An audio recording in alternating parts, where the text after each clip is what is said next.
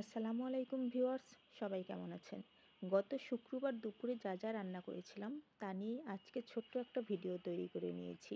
আমরা যারা ছোট ছোট কন্টেন্ট ক্রিয়েটর রয়েছি তারা বাসায় টুকটাক যাই রান্না করি না কেন সব কিছুই একটু ভিডিও করার চেষ্টা করি, যাতে একটা ভিডিও তৈরি করা যায় কিংবা একটা রিল তৈরি করা যায়। যাই হোক, সেদিন যেহেতু একসাথে আমি 3টা তরকারি রান্না করেছিলাম, এ কারণে আমি একটা বড় ভিডিওই তৈরি করে নিলাম। আমি ইলিশ মাছ ভেজে নিয়েছিলাম, তার সাথে লাউ শাক রান্না করেছিলাম সিমের বিচি এবং সিম আলু দিয়ে, এবং বেগুন ভাজিও করে নিয়েছিলাম। প্রথমে ইলিশ মাছ দুটো আমি ভালোভাবে ধুয়ে নিয়েছি। তারপরে এতে হলুদের গুঁড়ো, মরিচের গুঁড়ো এবং লবণ দিয়ে আমি একটু ম্যারিনেট করে রেখে দেব এবং তারপরে আমি ভেজে নেব। যেহেতু ইলিশ মাছ ভুনা করব না, এই কারণে আমি মরিচের গুঁড়ো দিয়ে দিয়েছি। তাতে কী হবে, যেহেতু আস্ত ইলিশ মাছ ভাজবো, খেতে ভালো লাগবে। তো ইলিশ মাছ দুটো আমি ভালোভাবে গুঁড়া মশলা এবং লবণের সাথে আমি মিশিয়ে ম্যারিনেট করে নিলাম, এবং ম্যারিনেট করে নেওয়ার পরে আমি 10 মিনিটের মতো রেখে দিয়েছিলাম। তারপরে আমি একটা প্যানে তেল দিয়ে দিয়েছি। এখানে আমি সরিষার তেল দিয়ে ইলিশ মাছ দুটো ভেজে নিব। সরিষার তেল দিয়ে ইলিশ মাছ ভাজলে কিন্তু অনেক ভালো লাগে খেতে। দুটো ইলিশ মাছই আমি দিয়ে দিলাম। এটা একটু মিডিয়াম আঁচে আমি ভেজে নিব, যাতে একটু মচমচে হয়। এক পাশ ভাজা হয়ে গেলে আমি অপর পাশটাও উল্টিয়ে দিলাম। কয়েকবার উল্টিয়ে পুল্টিয়েই কিন্তু আমি এটাকে ভেজে নিব। আরও কিছুক্ষণ ভেজে নেওয়ার পর আমি আবারও উল্টিয়ে দিলাম, এবং এরপরে আমি একটু পেঁয়াজ কুচি করে নিয়েছি, উপর থেকে আমি একটু ছিটিয়ে দিব। এই ইলিশ মাছের সাথে কিন্তু এই যে পেঁয়াজের ব্রেস্তাটা তৈরি হয়, এটা খেতে কিন্তু অনেক বেশি ভালো লাগে। পেঁয়াজের ব্রেস্তা সহ ইলিশ মাছ আরও কিছুক্ষণ আমি ভেজে নিচ্ছি। আর এই পর্যায়ে জালটা অবশ্যই কমিয়ে রাখবেন, তাতে কী হবে, মাছটা আর পুড়ে যাবে না এবং ভেতর থেকে মাছটা ভালোভাবে সিদ্ধ হবে।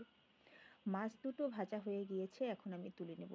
মাছ দুটো আমি প্লেটে পরিবেশন করে নিয়েছি, এবং উপর থেকে যে পেঁয়াজগুলো ভেজে নিয়েছিলাম পেঁয়াজগুলোও দিয়ে দিয়েছি। এখন আমি শাক রান্না করে নেব। শাক রান্না করার জন্য কিছু ছিমের বিচি নিয়েছি, তারপরে কিছু ছিম নিয়েছি এবং আলু নিয়েছি। আর লাউ শাক ভালোভাবে ধুয়ে নিতে হবে, আমি ধুয়েও নেব, তারপরে আমি চড়াই দেবো শাকটা। এখানে একটা কড়াই নিয়েছি, তাতে প্রথমে আমি শাকগুলো দিয়ে দিলাম এবং তারপরে সিমের বিচি এবং সিম আলু এগুলো সব দিয়ে দেব। অল্প একটু পানি দিয়ে দেব শাকে, এবং এরপরে আমি একটু হলুদের গুঁড়ো এবং লবণ দিয়ে দেব। পেঁয়াজ, কাঁচামরিচ এবং রসুন কুচিও দেবো। এটা যেহেতু কাটা নেই, কেটে আমি তারপরে দেবো, ততক্ষণে শাক রান্না হতে থাকবে। তো হলুদের গুঁড়ো দিয়ে আমি ঢাকনা দিয়ে ঢেকে দিলাম। এখন আমি পেঁয়াজ কাঁচামরিচ কেটে নিয়ে এসে তারপর দিয়ে দেবো। আমি পেঁয়াজ এবং কাঁচামরিচও কেটে নিয়ে এসেছি। এরপরে পেঁয়াজ কাঁচামরিচ দিয়ে আমি ভালোভাবে নেড়ে চেড়ে মিশিয়ে নেব। শাকের কালারটা কিন্তু অনেক সুন্দর এসেছে, তাই না? আপনারা কারা কারা এভাবে করে সিমের বিচি, সিম আলু দিয়ে লাউ শাক ভাজি খান, অবশ্যই জানাবেন। আমাদের বরিশালের এলাকায় কিন্তু এই খাবারটা খুবই জনপ্রিয়। ভালোভাবে নেড়েচেড়ে মিশিয়ে নিয়েছি, এখন ঢাকনা দিয়ে ঢেকে দিয়েছি। শাকটা প্রায় হয়ে এসেছে, এখন আমি শাকে বাগার দিয়ে দিব।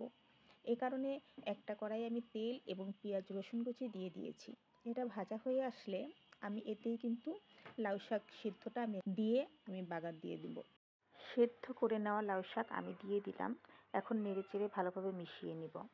এভাবে করে শাক রান্না করে খেতে আমার অনেক ভালো লাগে। আমাদের বাসায় সবচেয়ে বেশি রান্নাই হয় লাউ শাকটা, কারণ লাউ শাক যেহেতু এখন 12 মাসই পাওয়া যায়। আর শীতকালে তো ভালো লাগেই, কিন্তু অন্যান্য সিজনেও আমার লাউ শাক খেতে অনেক বেশি ভালো লাগে। আমি একটু ধনেপাতা দিয়ে দিলাম এবং দিয়ে ভালোভাবে মিশিয়ে নিচ্ছি। বেশি আগে ধনেপাতা দিলে ধনেপাতাটা কেমন যেন কালো হয়ে যেত, সুন্দর একটা ঘ্রাণ আসতো না। এই কারণে শেষের দিকে ধনেপাতাটা দিলেই কিন্তু ভালো লাগে খেতে। লাউ শাক রান্না কিন্তু একদমই হয়ে গিয়েছে।